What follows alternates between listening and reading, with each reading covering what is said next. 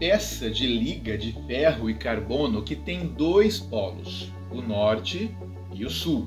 Os polos têm esse nome porque, se deixarmos um ímã livre para girar, sempre vai parar com um lado virado para o norte da Terra e o outro para o sul da Terra.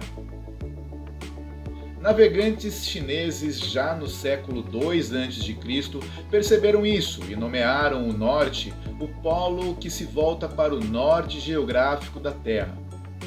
O problema disso é que eles não levaram em conta que polos iguais se repelem e polos opostos se atraem.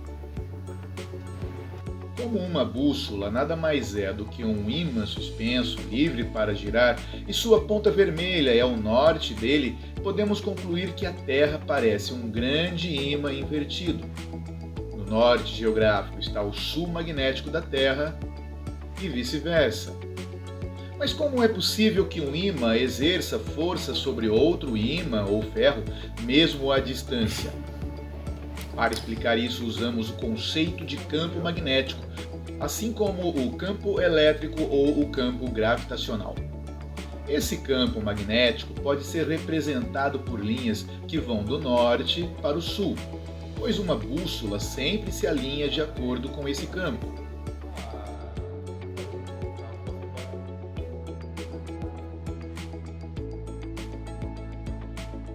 Entendi o que você falou. Que prova? Quem fez prova do Einstein? Eles fizeram?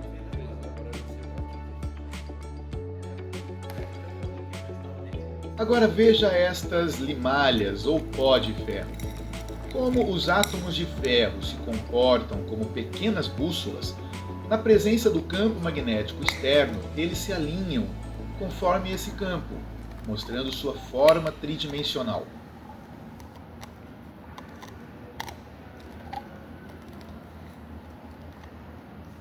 Mas será que o magnetismo tem alguma coisa a ver com a eletricidade que estudamos anteriormente? Um dos primeiros cientistas que suspeitou dessa ligação foi Hans Christian Ørsted, da Dinamarca. Ele passou uns 10 anos com essa suspeita na cabeça, mas sem ter provas experimentais.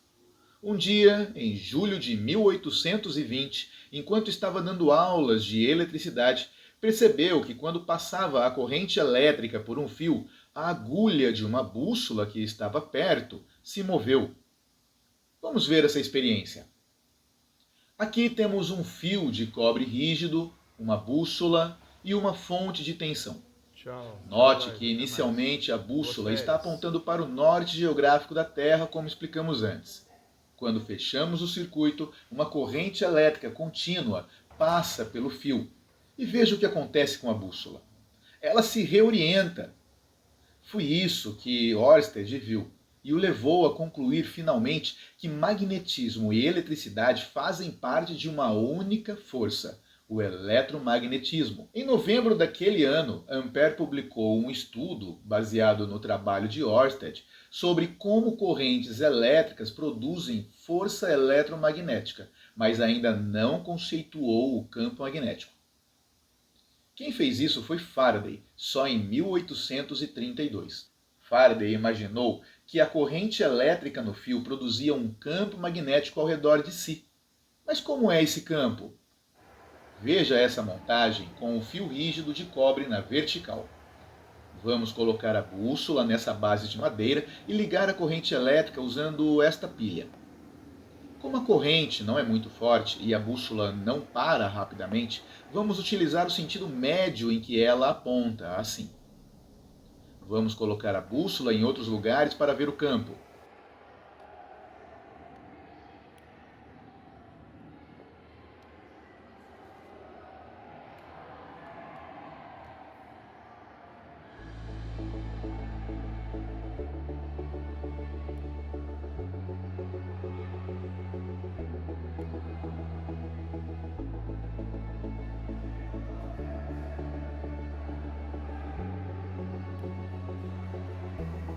Agora sim é possível ver. O campo magnético é circular em torno do fio. Note que se a corrente está descendo pelo fio, o campo magnético está no sentido anti-horário. E se invertermos a corrente? Vejamos.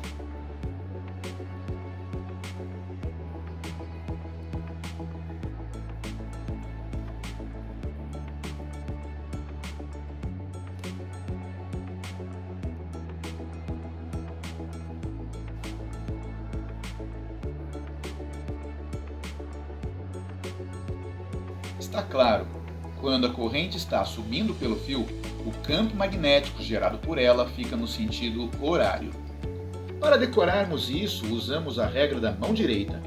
Aponta-se o dedão no sentido da corrente e, naturalmente, os dedos apontarão no sentido do campo. Veja que isso funciona bem para a nossa experiência. Representação vetorial no espaço. Para representar no papel ou nesta tela um vetor de campo magnético, imagine que ele é uma flecha com uma ponta cônica numa extremidade e asinhas triangulares na outra. Agora imagine um fio com corrente elétrica para cima.